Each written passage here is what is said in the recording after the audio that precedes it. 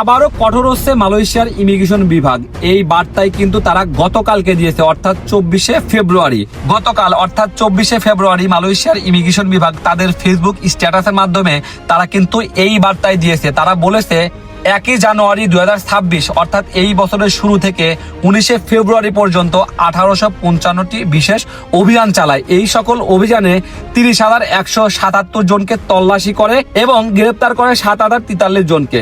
সব থেকে বেশি গ্রেপ্তার করে 4,804 জন, যারা কিনা টুরিস্ট ভিসায় মালয়েশিয়াতে আসছিল। 1,250 জনকে ভিসার মেয়াদ শেষ হওয়ার পরও যারা কিনা মালয়েশিয়াতে অবস্থান করছে, অর্থাৎ যারা কিনা কলিং ভিসায় কিংবা বিভিন্ন ওয়ার্ক ভিসায় মালয়েশিয়াতে আসে, তাদের ভিসার মেয়াদ শেষ হয় কিন্তু তারা মালয়েশিয়ায় অবস্থান করছিল। এই সংখ্যা হচ্ছে 1,250 জন। 806 জনকে আটক করে যাদের কিনা কিরজাসালা, অর্থাৎ যাদের এক কোম্পানিতে ভিসা তারা কাজ করছে অন্য কোম্পানিতে। এই সংখ্যাটা হচ্ছে 806 জন। আর হচ্ছে অন্যান্য অপরাধের সাথে জড়িত ছিল যে সকল প্রবাসীরা, এই সংখ্যা হচ্ছে 183 জন। গ্রেপ্তারকৃতদের মধ্যে শীর্ষ 8 দেশের নামের তালিকাও কিন্তু তারা গতকালকে প্রকাশ করছে। Indonesia, Myanmar, Bangladesh, Philippines, Thailand, Pakistan, Bharat ও চীন। এই পরিসংখ্যান শুধু সংখ্যা নয়, প্রতিটি সংখ্যার পিছনে আছে স্বপ্নভঙ্গ, আতঙ্ক আর অনিশ্চয়তার দিন কাটানো হাজারো প্রবাসীর গল্প। কঠোর অভিযানে মালয়েশিয়ায় অবস্থানরত অবৈধ প্রবাসীদের মধ্যে করে নতুন আতঙ্ক ছড়িয়ে পড়েছে। মালয়েশিয়ার ইমিগ্রেশন বিভাগ জানিয়েছে আইন ভঙ্গকারীদের বিরুদ্ধে অভিযান অবিরাম আপোষহীনভাবে চলবে। একই সঙ্গে সাধারণ জনগণকে তারা অনুরোধ করেছে, যারা কিনা মালয়েশিয়ার নাগরিক তাদেরকে অনুরোধ করেছে যেখানে অবৈধ প্রবাসী দেখবে তারা যেন মালয়েশিয়ার ইমিগ্রেশনকে সহায়তা করে। যে সকল প্রবাসীরা অবৈধভাবে মালয়েশিয়াতে বসবাস করছেন তাদেরকে মালয়েশিয়ার ইমিগ্রেশন অনুরোধ করেছে তারা যেন প্রত্যাবাসন কর্মসূচির মাধ্যমে নিজ নিজ দেশে ফেরত যায়।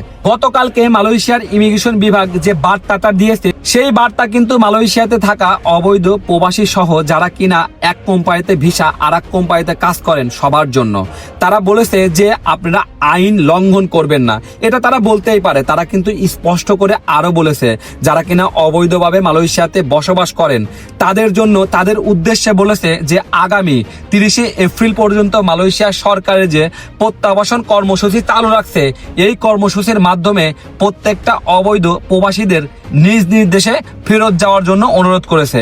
যদি তারা ফেরত না যায় তাদের বিরুদ্ধে যে অভিযান চলছে এই অভিযান কিন্তু তারা নিয়মিত চালাবে।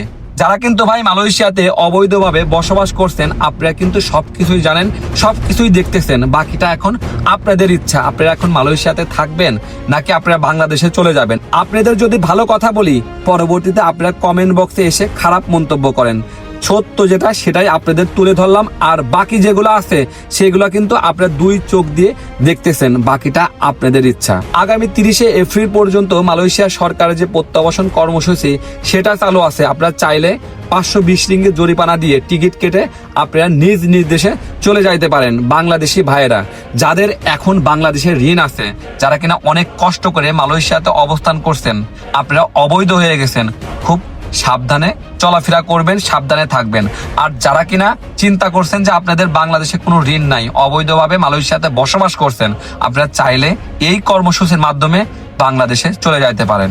ভালো থাকবেন, সুস্থ থাকবেন, নিরাপদে থাকবেন, খুবই সতর্কভাবে মালয়েশিয়াতে বসবাস করবেন।